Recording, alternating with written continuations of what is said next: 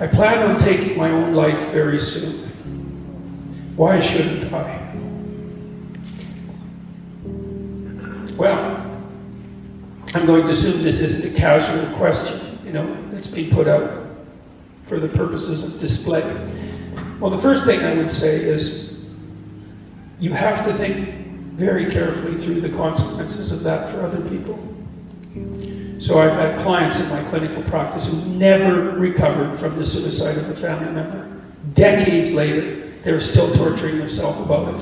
And so that's what you leave behind. Now, the problem is you might be dreaming about that, because maybe you're feeling that life has been twisted against you and that people deserve to suffer for the misery that they've imposed upon you. But I would say, think very, very carefully before you go down that route. It's a terrible thing to leave people with. And so part of the reason that suicide has been illegal in most societies is because it absolutely devastates the people you leave behind. And you might think, well, if you're really depressed, and maybe you're really depressed. That's a possibility. You might think, well, those people would be better off without me. It's like, and if you get really depressed, you can think that way, and you can even get to the point where you can't think any other way than that. And I would say, if you're at the point where you can't think any other way than that, then you should tell someone and you should go to the hospital. Because that can happen, and it can happen if you get depressed. And there are treatments for depression, and many of them work. For some people, antidepressants work like mad. Now, they don't work for everyone, and I'm not claiming that they're a panacea, but they certainly beat the hell out of suicide. Right? And even if they have some negative side effects, and sometimes they do, quite frequently they do, the negative side effects aren't fatal. It's like, well, there's the possibility that your condition is physical, that you're ill in some way, either physically or perhaps you have a psychological problem, and maybe you were hurt, or there's lots of reasons that people get depressed that are very, very complex. I would say don't give up hope and do something final before you've explored all possible options. And if you haven't talked to a psychologist, you haven't talked to a psychiatrist, you haven't tried antidepressants, you haven't revealed to your family or people that care for you that this is how you're feeling, then you owe it to yourself and them to explore every possible avenue before you take such a step. And then you don't want to deprive the world of what you can bring to the world. That's the other thing, you have intrinsic value, and you can't just casually bring that to an end. You leave a hole in the fabric of being itself. So, and a wise man that I once worked with said, he was a very strange person. He was a psychologist at the maximum security prison in Edmonton, and I worked with him for a while, briefly, very briefly, at the prison itself. And he said, you can always commit suicide tomorrow. And that's a very, it's a flippant statement in some sense, but he meant it in a very serious way. It's like, you only get to decide that once, and you can put it off. And so I would say just put it off, and then put it off some more, and then put it off some more, and see what you can do to put yourself together. Explore every possible option. And if you're so hopeless that you have a suicidal plan, which is a real sign of danger, if you really know how you would do it and you've thought it out, then I would say, tell someone for God's sake, tell them, or go to a hospital and tell them. And for sure, try antidepressants, but what the hell do you have to lose? So do everything you possibly can to address the issue before you do something like that. And do give some thought to the people that you're going to leave behind, because believe me, you may just absolutely wipe them out in a way that they will never recover from. You cannot fix someone's suicide. You're stuck with it. And you think you torture yourself for the rest of your life. If I would have only known, if I would have only said something different. This particular client talked to her relative, a sibling, who committed suicide, like 20 minutes before he committed suicide, probably after he took the pills. And she was kind of preoccupied because you don't know that the person at the other end is at the end of their tether. She never forgave herself for not responding properly in that last phone call. That's a hell of a thing to leave someone with. So I would say, and the final thing I would say is, don't be so sure that your life is yours to take. You don't own yourself the way that you own an object.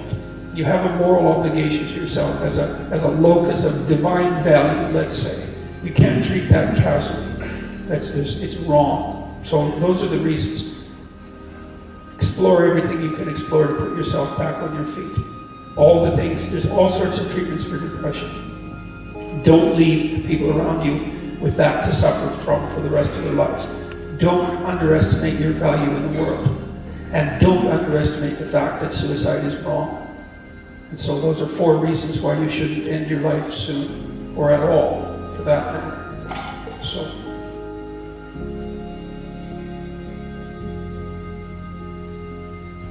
Our daughter ended her life at 24 due to depression. If someone is determined to end their life, how can one change their mind? Oh, well, first of all, I'm very sorry about that. That's a terrible thing. Look, I had this friend,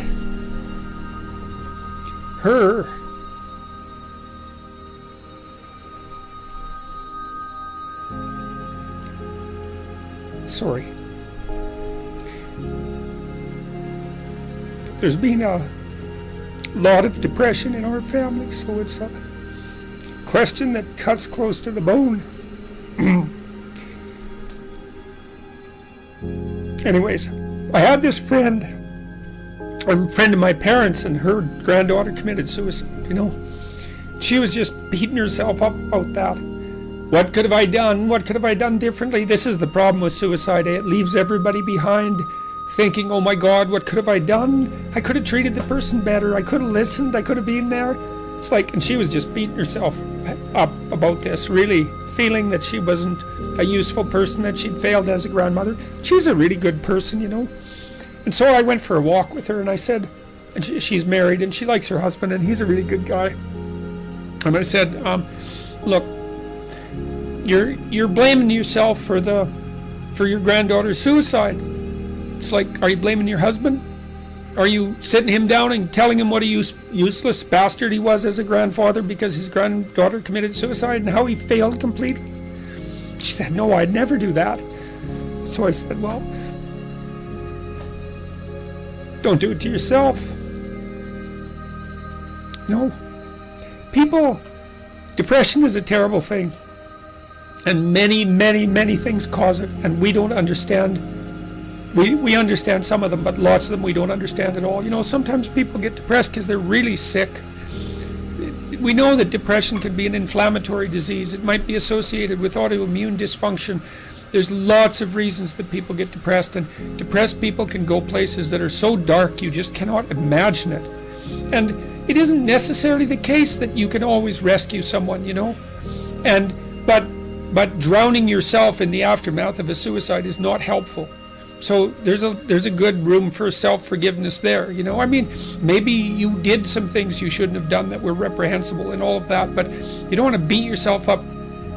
Remember the presumption of innocence, right? Innocent until proven guilty. And you have to apply that to yourself. I think there are times when people are so depressed that there isn't anything that anyone can do. You know, and the depressed person thinks, and this is probably the worst part of it, the depressed person thinks, everywhere I look, it's nothing but catastrophe. And I can't see any way out of it. I can't see any path forward whatsoever. And then they think as well, and maybe it's the combination of these two thoughts that really make people suicidal. It's like, it's hopeless. It isn't going to get any better. No matter where I turn, there's no escape.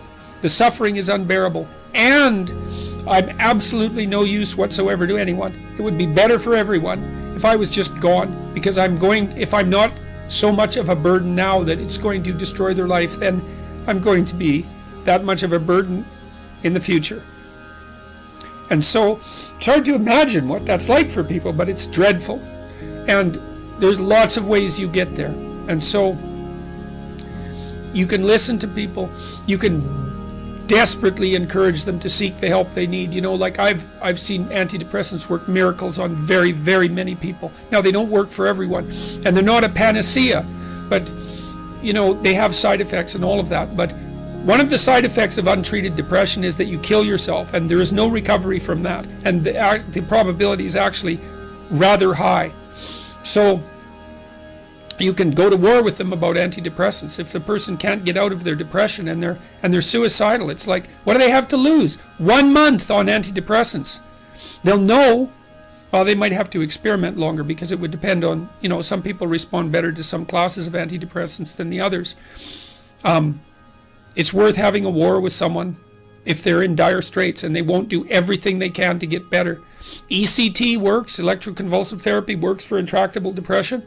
It's a terrible thing to contemplate, but the modern versions of ECT aren't. One flew over the cuckoo's nest. And again, it's like there's no coming back from death. So, look, it isn't clear. You can't rescue everyone. People get sick and they die. And sometimes the way they die looks like it's depression. Depression is a multifaceted phenomenon. You can be there for them. You can listen. You can watch. You can intervene. You can try to understand. You can hold them accountable. You can do all of those things. But everyone has their own destiny, and you're not omnipotent. And so sometimes a catastrophe occurs, like your daughter's. And then you should try to drag the least amount of misery forward that you can once you recover from your grief.